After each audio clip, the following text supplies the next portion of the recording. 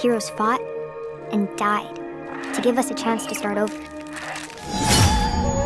How many years have come and gone since that day?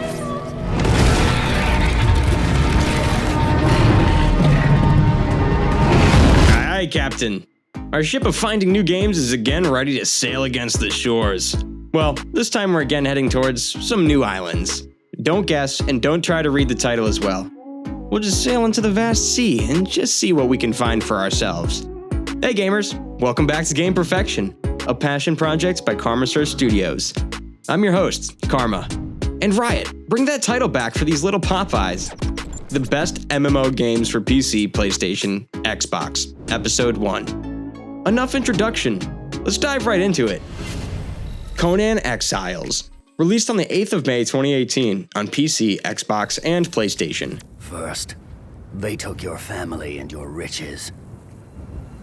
Then they took your health. What will you do, Exile, when there is nothing left but to live or die? Funcom pays homage to Robert E. Howard's Conan universe. It's not just other players and NPCs in the realm that make this survival game difficult. There are also wolves, giants, and other terrors lurking around you. As with many survival games, there are numerous ways to enjoy the adventure. You can play solo, or you and a companion can face the trials of the Hyborian Age together. Its many locales capture the look and feel of Howard's stories. Many places make me want to come again and again, such as the spectacular Frost Giant's Cave in the north. Even after 70 hours of grind, the idea of returning to the exiled lands still retains some appeal. Crafting is generally a boring grind, especially as you go through the crafting tiers. The brilliantly created setting, on the other hand, is a joy to explore and perfectly captures the ambiance and the source material. Now that you've chosen, what will you become? Final Fantasy XIV Online, released on the 18th of February 2014 on PC, Xbox, and PlayStation. How many years have come and gone since that day? How many years have I waited for this moment? For the one they called.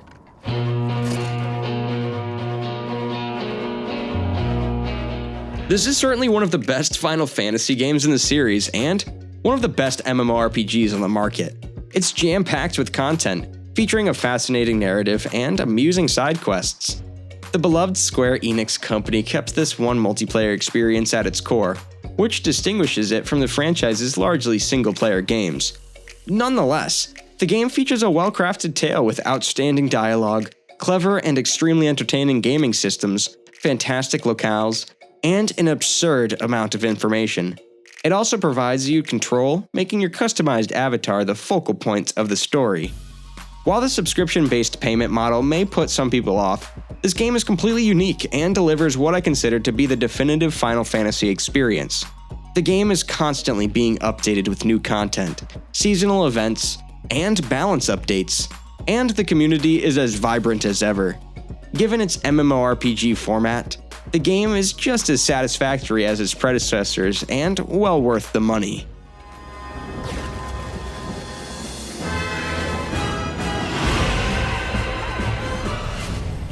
War Thunder, released on the 15th of August 2013 on PC, Xbox, and PlayStation. You know, your eyeballs freeze up at that altitude, at 20,000 feet.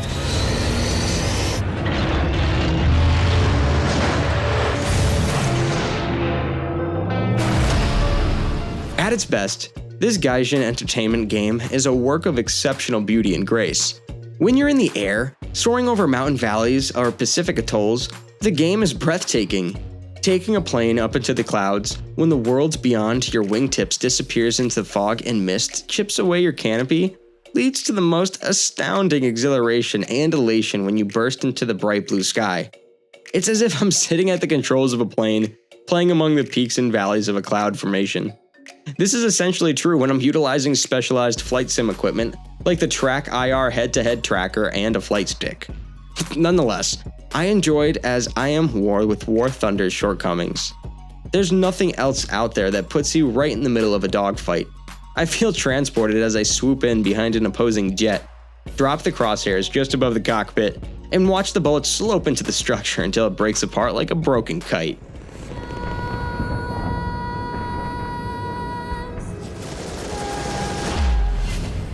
Ark: Survival Evolved, released on the 27th of August, 2017 on PC, Xbox, PlayStation, and Switch. Heroes fought and died to give us a chance to start over. All that I know from their Earth are the creatures they sent along with us. And here on Arat, every day is a fight to survive. This game has plenty of stuff to go around across its numerous landscapes, known as arcs, which may be explored solo or in groups of up to 100 players. The major problem keeping it from being as sharp in the tooth as it may be some remaining technical flaws, terrible dino AI, and an incredible amount of grinding to reach the end game. The goal is to keep fueled and hydrated while evading a slew of terrifyingly detailed dinosaurs, and other animals long enough to advance up the tech tree. You might be taking out Dilophosaurus with throwing spears and hoping that Triceratops doesn't arrive and knock your thatch hut over in the middle of the night early in your character's life. Despite its shortcomings, I'm still eager to play more than after 60 hours I've invested thus far. There aren't many survival games that have kept my attention for that long.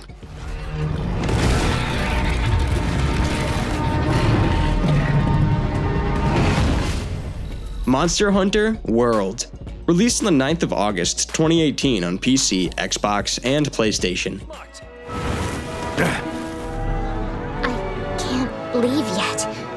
Not when there's work to be done. We've included this game 2 to 3 times in our list. Yes, of course, in different kinds of lists, but this one deserves it to be everywhere. It's like a must-buy deal. This action RPG series from Capcom is generally based on a single gameplay loop.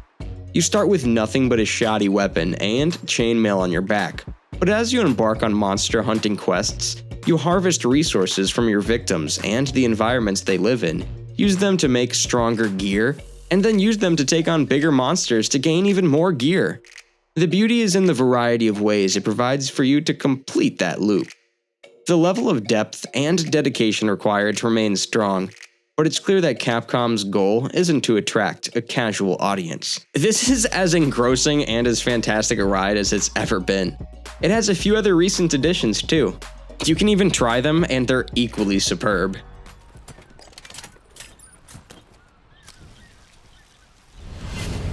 Temtem, released on the 6th of September 2022 on PC, Xbox, PlayStation, and Switch. To be honest, this is a Pokemon clone on purpose.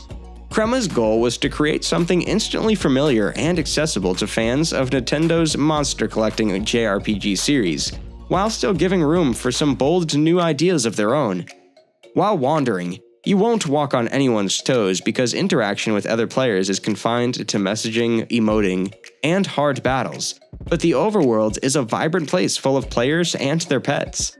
While the game is designed for solitary play, the entire tale may be joined jointly with a buddy, and the endgame provides an ample chance for groups to go dungeon crawling together. Temtem's combat is also more sophisticated than Pokemon's. Temtems have both HP and a stamina pool that is constantly replenished, which attacks deplete. Lower level monsters can be exhausted by a single large strike, making it easy to overspend. Multiplayer battles are even more difficult. Players bring 8 Temtem teams to the table and take turns picking 5 to deploy while also banning 2 of their opponent's picks, somewhat like Dota. Zenith, The Last City, released on the 27th of January 2022 on PC and PlayStation. Ramen VR is here with a game changer. It wants to do more than just put a popular genre into headsets. It wants to dismantle, study, and then reassemble the MMO to fit the medium far better. It's the first true native VR MMO that does not overstate the scope of its online aspects or structure. It already has many large zones where players may run wild, killing opponents for experience points and loot, with limited time events forcing them into certain places, quest lines that span for hours, and a gear and advancement system that rewards constant incremental growth. That alone makes the game a watershed moment for the industry, and the game's frequently packed servers signal it won't succumb to the curse of empty VR lobbies anytime soon. There are hours to be spent here exploring with others and leveling up character stats, and even the current simple mission structure makes the game difficult to put down. iRacing, released on the 12th of January 2015 on PC. Coming up to the line, being chased, and it was Braden Johnson. Unbelievable finish. Green flag in the air. We are racing in the 2020 24 Hours of Daytona. Compared to traditional sims, this massively multiplayer automobile sim was a very expensive way to pretend to be a racing driver.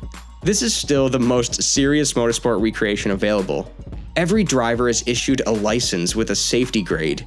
Regardless of fault, any of a variety of offenses causes your safety rating to plummet, eventually forcing you to lose a license level. As a result, drivers are more cautious, and accidents are less common. It's designed exclusively for racing between human racers, hence there are no AI drivers to practice against. Testing sessions with just you, the circuit, and a stopwatch are your sole alternatives for fine-tuning your racing lines and mastering your braking points. Despite all of its wonderful characteristics, iRacing is unsuitable for anyone other than dedicated sim racers.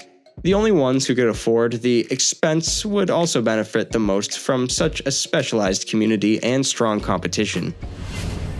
The Elder Scrolls Online, released on the 4th of April 2014 on PC, Xbox, PlayStation, and Stadia. You carry an aura of confusion and despair. What did you see? In view, yet hidden, waiting to pounce on fear. Whether you play as an orc or an elf, this classic MMORPG from Bethesda tells the story of an adventurer in pursuit of his or her soul. It's a perfect premise for a popular single-player title taking its first tentative steps into the unfamiliar, massively multiplayer role-playing game genre, and you can see it struggle to reconcile its heritage with its new duds, just moments past the character creation screen. It takes some time for the pieces to come into place throughout the course of the game's 100-hour main story, but it eventually delivers a worthwhile experience. The series' trademark quests, which typically drive you into tunnels and ruins in search of precious relics or to slay bandits, fit in nicely with the classic instanced MMO architecture. I felt it to be one of the most satisfying games in the genre in years as a fan of both MMORPGs and the Elder Scrolls franchise. Guild Wars 2, released on the 24th of August 2022 on PC, Xbox, PlayStation, and Switch. Mortals forge new powers greater than themselves. The future still has yet to be written, but time is running out.